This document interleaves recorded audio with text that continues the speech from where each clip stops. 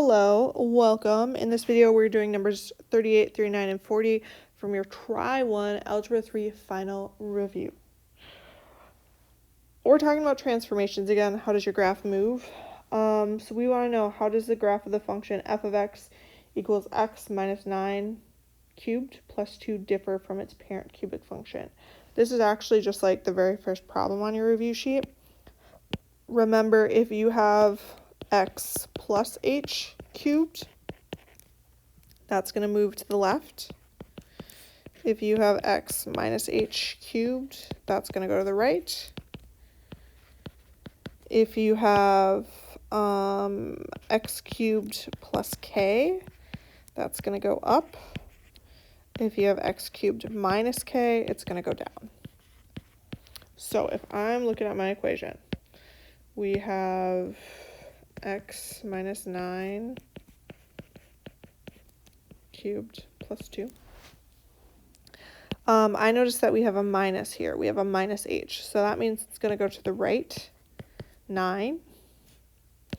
And then on the outside, you have a plus 2. So it means it's going up 2. So your answer would be, it moves right 9, it moves up 2. And that's that. Your next one, again, we're doing the same thing. Only now you want to write your equation.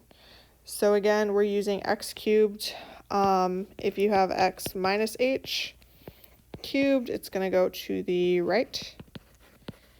If you have x plus h cubed, it's going to the left. X cubed plus k goes up. X cubed minus k goes down. So we want to move our graph left 2.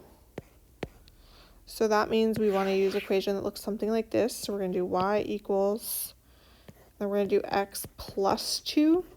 The plus moves it to the left, the 2 moves it 2 units. Make sure you put your cubed on the outside.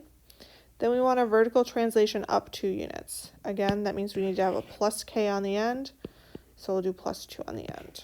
So your final answer would be y equals x plus 2 cubed plus 2. And that's that one. 40 has nothing to do with 38 or 39. We're just adding. What is the sum or the difference? So either add or subtract. This one tells me to add. Because we're adding, my exponents are going to stay the same. And you're just adding the numbers out front. So 4 plus 4 gives me 8. So my final answer would be 8x to the power 7. All right, that gets you through 38, 39, and 40. Thank you for watching. As always, if you have any questions, please talk to your math teacher.